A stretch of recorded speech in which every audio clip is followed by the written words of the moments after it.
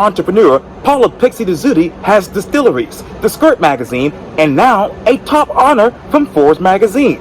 I talk one-on-one with Paula about this honor for this edition of Quintin's Close-Ups. And if you haven't already, subscribe to my YouTube channel and like Quintin's Close-Ups on Facebook. Paula Pixie Dezzutti, welcome back to Quintin's Close-Ups. I am so delighted to be here again. I could be with you every week. In fact, I just said that. I'm like, I want you to come back next week and do this at the distillery because I really want to be able to share the distillery and Skirt Magazine with everybody. You talk about Skirt Magazine, Paula. So what's that headline to describe your life these days? Well, you know, I just got selected by Forbes. That is the big thing. So for Forbes 50 over 50, what an honor that has been. And honest to gosh, when I found out, I thought it was just a scam because, you know, it's like Katie Couric, Jamie Lee Curtis, Judy Blume, Patti LaBelle, Viola Davis, Pixie Paula. I'm like, what? You know? So, and my kids are like, yeah, scam. And then I'm like, well, no, if you go to Forbes.com, there's my face. Yes. So at that point, it started me really thinking about the accountability, the responsibility that I carry. You know, you work so hard. I've worked so hard as being a groundbreaking woman in a lot of male-dominated industries that are tough for anybody, regardless. And so for me, that was like, okay, I got to really put my big girl panties on and get out there and do even more. It sets this benchmark, this precedent of like, how do you do even more? So how do you exactly do more with this accomplishment now that you have under your belt? Well, I'm really excited. Actually, the award ceremony is October 25th in New York City, and it is just the invites and the award winners only. So can you imagine being in a room with 50 of those greatest, amazing women? Like I'm just dying. I can't even wait to go. And then after that, the Global Summit, which is in Abu Dhabi, and that's in March of next year. And hopefully building and fostering great relationships with women that can help, that I can learn from, that, you know, have also made in their own rights ridiculous accomplishments. And so together that we all can grow. And then how do I take that back to our community and offer that inspiration and that learning with, you know, all the women that are around here, and men too. Let's not, I mean, even men in skirts here, we're really about just building empowerment, especially in entrepreneurship, but community development. That's really what it's about. And what is the state of community development when it comes to obviously entrepreneurship? So my model and my platform is actually our loyalty program. It's called Sip and Share. So even though it's around the beverage business, we give $2 a bottle back for every product purchased in conjunction with a fundraiser or community education program. And that philanthropic initiative is carried through our entire platform. You know, you're talking trillions of dollars in the beverage business. And if we could compel everybody to participate in a platform whereby they shared and it was accountable and measurable, a dollar amount per bottle, do the math. Right? And then we shift that back in exchange for brand loyalty and super premium products at a value price, not gouging the consumer in the name of charity, right? But we put that forward and we really give meaning, what I say, give meaning to drink responsibly. It's about community celebration and prosperity at the same time. So there's been another industry where this happened. It was called gambling, which was completely illegal and slow to adopt most states because of their conservative natures, but they embraced it in the form of the state lottery. And now the state lottery funds the education budgets. And if you were to revoke that, you'd have the burden of taxation on the taxpayers would be so great, you would have a revolt. It's the same thing. Why not do that in the spirit space? So that's what I'm trying to accomplish. Let me ask you, how has the Strip Pig Distillery that has become a catalyst for growth in Charleston's distillery industry? Yes, well, less than 1% of distilleries worldwide are owned by women, just so you know. So, and I'm on my fourth one now, so it's still it's skewing those numbers, but that's how small a slice it is for women in the space. And yet, it's naturally a beautiful space for women. It's about hospitality and fellowship and taking care of each other. I'm not a big proponent of drinking. I don't even drink, but around that space, Even ethanol is used for the extraction of hemp and other pharmaceuticals and medicines and antibacterials. I mean, we need alcohol is part of our life. Fermentation is part of our life. So from that perspective, I encourage people to, their vote matters, their mouth matters. The striped pig is steeped in history all the way back to 1838. And it was actually, if you Google striped pig in U.S. history, you'll see that prior to Prohibition was the temperance movement. Prior to temperance was the 15-Gallon Act of 1838. And the government in their infinite wisdom thought they would use reverse psychology and they would outprice the marketplace from being able to afford the consumption of alcohol. So they said, you have to buy in 15 gallons or more. Surely no one would be able to afford that, so people wouldn't drink. Well, this clever couple from Dedham, Massachusetts came up with the circus attraction of the striped pig, and you paid a 6 pence as your code. The code was the striped pig. You get into the circus, and all of a sudden, you're into the speakeasy, and you get your grog of rum or spirits or bourbon, whatever you were drinking at the time. And that pig became recognized as this miraculous pig of great curiosity that was curing ailments and made people come dancing in the streets and jovial and happy. And then all of a sudden, journalists from far and wide started coming to see this magical pig. It was written up in the papers all the time. And it actually became a parody of the political party. It wasn't a very favorable one, about how ridiculous the government was for trying to control the consumption of alcohol. Well, here we are 300 years later. We live in a very conservative state. And I'm still trying to get you to pay a 6 pence to come into the striped pig and get a grog of rum. And how is the government controlling this industry now in your mind? You know, it's a 3-tier distribution system, so we sell actually to wholesalers. In South Carolina, it's a 4-tier distribution system. We sell to the wholesalers. The wholesalers sell to the liquor stores. The liquor stores are divided into 2 classes, some that can sell to the consumer and some that can sell to the restaurants. And then the restaurants sell to the consumers. So by the time I get people so excited about liking our products, I've got to get through those 4 layers of gatekeepers to even get the product into their mouths. Of course, they could always come to the Striped Pig Distillery at Old School Drive, right off of Azalea Drive, and partake, and share time with us. It's definitely set up like my kitchen and living room at the Striped Pig. We're a family-run business. I'm a single mom. I gave birth to 9 kids. I've got 10 grandchildren, 2 of the 10 on the way now, and it's just exciting, and it's a great place. We do a meet and greet every Wednesday night for anybody in the community that wants to talk. We want to bring entrepreneurs and business owners together. And on Thursday nights, we do open mic so that we're promoting our actual community talent. And we have some of the best talent in Charleston, let me tell you. It's just amazing who might show up on a Thursday evening. And both of those start at 6 o'clock. And we've got a hemp fest going on in October because we're about technology-driven wellness, trying to educate people in the cannabis or the wellness space, the hemp space. So I'm a owner in Sycamore BioPharma. I'm the CEO of that company. And we really are about education using these types of new natural pharmaceuticals and in exchange for the things that are, not very good for us, like opioids or addictive medications that really destroy our bodies. And it's really an education process. So that's Hemp Fest. It happens to be October 14th. We're doing a fashion show October 5th, 6th, and 7th with New Charleston Magazine.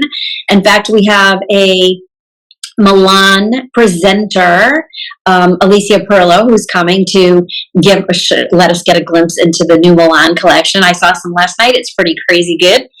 And then we have a spooktacular Halloween vendor fair coming on October 21st. And that's with my friend Simon, who runs Rockabilly, and that is another sell-out show of old-fashioned cars that happens in Park Circle.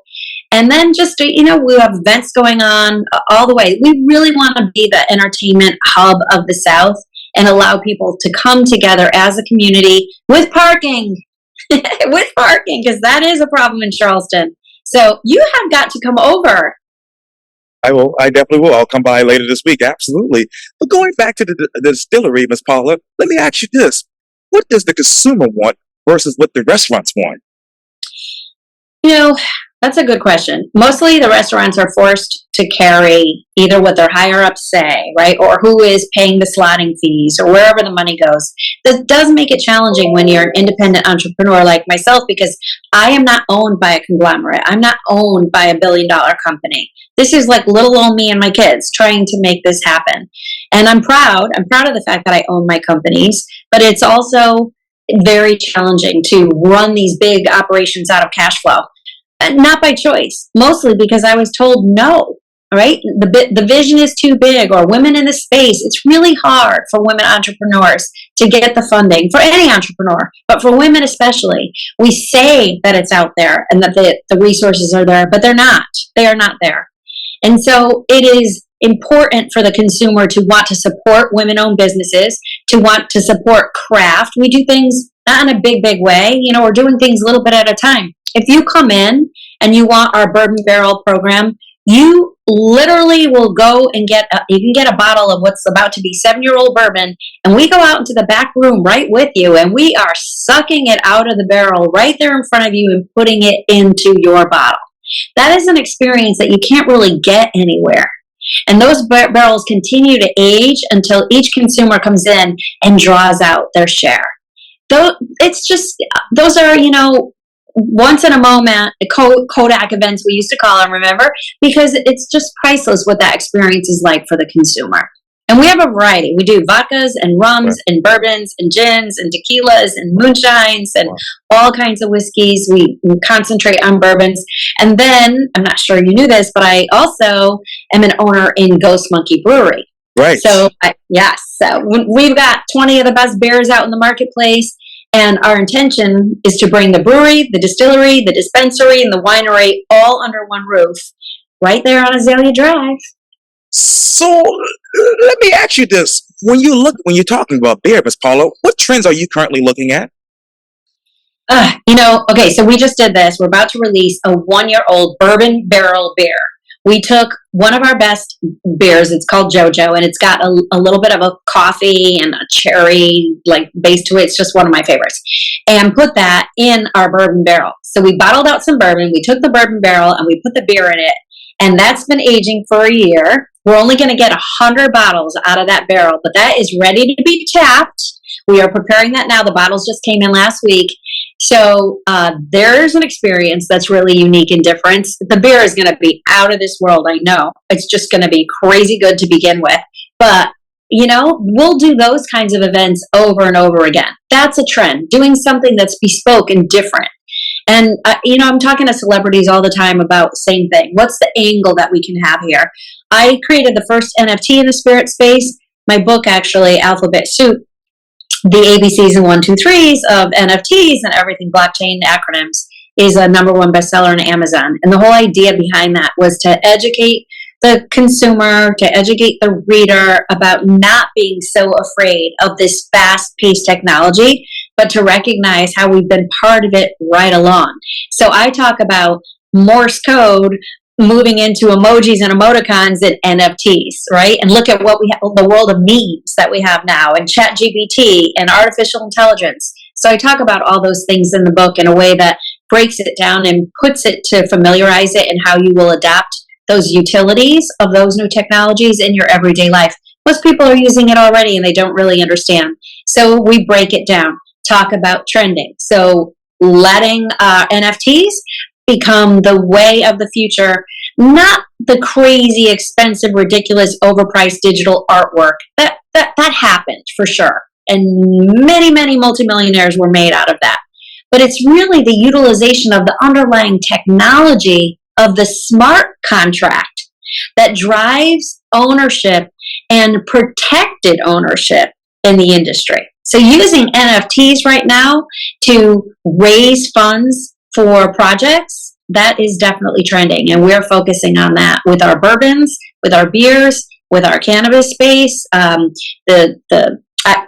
really want to say hemp space because people get nervous about cannabis. Everything that we do obviously is legal and has to be above board. The industry is moving at a fast pace, but it is an exciting industry to also get an education in. So I hope people come to the Hemp Fest because we're going to have speakers from MUSC Hospital. We'll have speakers from the College of Charleston, and we'll have famous speakers that are in the industry and entertainment and great food, of course, and a pretty good bar. Yes, indeed. And so, with that underlying technology, Miss Paula, how has that been effective for your businesses? So we're about to reveal something we've been working on the last 6 months, and it is a shared seller possibility. It's a co-share economy. Let me break this down for you. You can see evidence of this on skirt.com. So people are familiar with affiliate marketing. You sign up with Amazon, you are an influencer on TikTok, and you see a bio. Click the link in my bio and buy now. Click the link below and buy my stuff. And so it's a very forced influencer market. We have to be influenced to buy something for that person to make money. Well, what we do under our co-share seller community, it's called Share and Earn, and all the products that are on our marketplace, think of an online mall. Everybody who sets up their mall on the Skirt website, skirt.com, it offers their products out to the entire universe. When people come on to look at those products, we are not asking them to buy. Certainly we're a mall, we want to sell, but we want them to share. And through blockchain technologies and other technologies, we can track that share up to 10 levels deep. So you're not forced to find that one person who's looking in that moment to make a purchase, but just share. Share the content, share the content. If you share and someone else shares and someone else shares, you're going to reach an audience that is so wide that certainly somebody within that audience is going to want one of the products in the mall. And every time somebody buys, everybody in that downline gets paid. It is revolutionary. And we're already in talks with major companies who are going to adopt this, but everybody becomes an influencer. Doing what you're already doing. Just tell the stories about what you have and share with your community. Share on Facebook, on Twitter. All the buttons are right there. It says share and earn. All you do is click the button and you're in. Wow. So, Ms. Paula, let me ask you bluntly, who is your audience with this co-share field? Who is my audience? Yes, ma'am. Every single person, right? You have something to sell. Even if it's Quintin's close-ups, and you want to load that up on the Skirt website, and you want people to be clicking on that, and you want to offer them a loyalty point program for sharing your videos, you could set that up. Anybody who has a storefront that wants to sell their products could set up their own storefront. Anybody who wants to just share content because they do have a large audience or they understand the power of the share 10 layers deep could come in and just set up an account. You just don't know. I mean, look at the things that have gone viral overnight that nobody could predict. So we really believe that AI is going to take away maybe millions, right? It's estimated that millions and millions of jobs will be replaced in the next 10 years. Sorry about the phone. I actually shut my phone off, so that means it's an emergency breakthrough. Yes, but my ma'am. ringtone, do you hear my ringtone? It's Christmas. Because for me, for Pixie Magic, it's like it's always about Christmas. Yes, ma'am. And I know you're busy, so let me ask you one last question. So, Yes. what exactly is the power of share from your perspective? Well, look, we are people first, right? Products second and last. We've got to come together. It takes a village. And so if you're giving everybody the opportunity to put some additional funding in their pocketbook, you're taking care of people in a way that is like Jesus did, like under the fishes and the loaves, right? How it's just an unending yielding source if people come together and they work out of the space of prosperity instead of scarcity. So if I can educate and bring people together, that is that power of share. It becomes miraculous. People work together to take care of their own. And the universe has this energy of itself, right? And all of a sudden, you start to narrow in the peripheral where everybody becomes a part of everybody else. And I believe we're all one anyway. We are people first, product second. And I do believe that the emerging products of the future are going to come from the people who are meant to be leaders. Those will be our leading products. So it's so important to be part of a community now more than ever before. And what emerging products will be ideal for this low country region?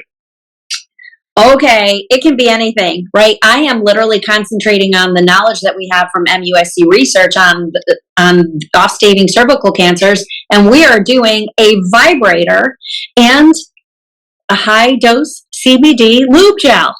It's called Enhanced, and it is just the vibrator is actually called the Fix. You didn't think we were going to be talking about this today, right? But here is a lifestyle brand, Right. women's wellness, talking about the education. How do you stave off women's cancers? One woman every 12 minutes in the United States dies of breast cancer. That's just too much. So talk about lifestyle brands. There's a perfect example. Paula Pixie Dezzutti, thank you so much for your time. I know you're busy, so thank you for your time here again on Quintin's Close-Ups. Thank you so much for having me. I can't wait to see you again. Yes, ma'am. Absolutely. Yes, ma'am.